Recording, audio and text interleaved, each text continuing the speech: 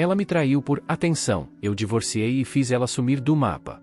Eu, homem de 30 anos, fui casado com Ashley, mulher de 30 anos, por quase 4 anos. Nós trabalhávamos no mesmo lugar depois que nos formamos na faculdade. Nos conhecemos muito melhor, e então chegamos a um ponto onde percebemos que a amizade não seria suficiente. Então, começamos a namorar. Como qualquer relacionamento, posso admitir que tivemos altos e baixos, mas não acho que tenha havido alguma toxicidade real em nosso relacionamento. O amor sempre esteve lá, e geralmente era comunicação ruim ou mal-entendidos que nos levavam a ter brigas. Acho que todos os casais aprendem a minimizar brigas. Quanto mais tempo passam juntos, você começa a aprender as peculiaridades da outra pessoa e as coisas que ela não gosta. Nos casamos há cerca de 4 anos, e foi algo relativamente pequeno. Não foi um casamento maluco porque foi isso que nós dois queríamos. Se você é o tipo de pessoa que sempre sonhou com um casamento de conto de fadas, tudo bem, mas nenhum de nós se importava tanto com como seria. Economizamos muito dinheiro no processo, e estamos guardando para comprar uma casa. Acho que foi a decisão mais inteligente, pelo menos no nosso caso. Ashley não é uma garota festeira. Ela mal bebe. Ela não fuma nem vapeia e é responsável com dinheiro. Ela tinha todas as características de uma boa parceira quando a conheci. E, na maior parte, eu diria que elas ainda estão todas lá. O único problema que realmente tenho é que há algo acontecendo com ela no trabalho com um de seus colegas. E preciso saber se estou sendo inseguro ou não. É possível que alguém tão bem comportado esteja se envolvendo pelas minhas costas com outro homem? O nome do cara é Miles, e ele começou a trabalhar recentemente na empresa dela. Provavelmente há 3 ou 4 meses, porque ela me contou quando contrataram alguém novo. Ela deixou claro que ele era um cara legal logo no início, mas depois de algum tempo, percebi que ele estava aparecendo muito nas histórias dela. Fiquei preocupado que ele pudesse gostar dela porque não confio quando mulheres têm amigos homens. Isso é comigo, talvez, mas é a maneira como sou programado. Vi dar errado muitas vezes para não ficar cauteloso. Ela sempre tinha algo relacionado a Miles para dizer quase diariamente. Miles fez uma piada. Miles gostou do vestido dela. Miles era tão inteligente porque resolveu uma conta básica. As que mais me irritaram foram quando ela disse que Miles a ajudou a trocar o pneu furado do carro dela ou quando ele a ajudou com um problema que ela teve com o telefone. A maioria de nós homens quer ser capaz de provar nossa utilidade quando se trata de coisas técnicas masculinas como problemas de carro. Ter outro cara fazendo isso e então ela agir como se ele fosse tão especial por isso, como se eu não pudesse tê-la ajudado também. Me deixou louco. Eu apontei para ela que também poderia trocar um pneu de carro, mas ela disse que não queria que eu me incomodasse e saísse do trabalho para ajudar. Isso era justo, mas ao mesmo tempo, eu não queria saber que Miles tinha trocado o pneu tão rápido e que ele nem suou. Sei que estou perguntando se a insegurança está em jogo. Talvez eu já saiba que está, porque inventei uma desculpa para ir ao local de trabalho só para ver com o que o cara se parecia. Ele se parecia exatamente com o que eu esperava de alguém que trabalha com carros. Barba por fazer, cabelo comprido e uma aparência de garoto do interior. Ele nunca fez nada comigo, mas instantaneamente não gostei dele. Não interagimos, principalmente porque eu não queria, então evitei. Esse é o cara sobre quem minha esposa tem falado tanto. Posso ser honesto com ela, mas não acho que isso a faça ser honesta e me dizer o que está realmente acontecendo lá. Estou pensando demais sobre tudo isso, e existe uma maneira de fazer com que ela me conte a verdade. Odeio estar nervoso, especialmente por causa de outros homens. Nunca deixo outras mulheres se tornarem um problema. Então, odeio que ela esteja deixando outro homem ser um. Atualização 1. Há muito para eu dizer nesta atualização, então vou fazer o melhor possível para mantê-la curta. A primeira coisa é que decidi conversar com Ashley sobre Miles. Pode não ter sido a escolha certa, mas muitas pessoas sugeriram isso após minha última postagem. Decidi que, no espírito de confiança e comunicação, eu faria isso, e esperava que, no mínimo, ela parasse de tagarelar comigo sobre o cara. Ela me disse que não percebeu que estava me incomodando tanto. Eles trabalhavam no mesmo departamento, então ela disse que havia muito pouca maneira de narrar seu dia no trabalho sem que ele aparecesse. Ela disse que tentaria mantê-lo mais fora disso. Perguntei a ela se ele gostava dela ou se ela gostava dele. E claro, ela ficou ofendida por eu perguntar isso. Mas estou feliz por ter feito isso. Ela ainda respondeu e me disse que, embora não pudesse dizer se ele gostava dela, ela sabia que não gostava dele porque era casada comigo e eu era a pessoa que ela amava. Foi apenas um pouco reconfortante ouvir isso, porque obviamente você pode ser casado e amar seu parceiro e ainda ir e traí-lo. Depois que conversei com ela, as coisas mudaram. Felizmente, notei que o nome dele aparecia muito menos. Isso trouxe outro problema, que é eu me perguntando quanto estava estava acontecendo que ela não estava me contando. Eu sei.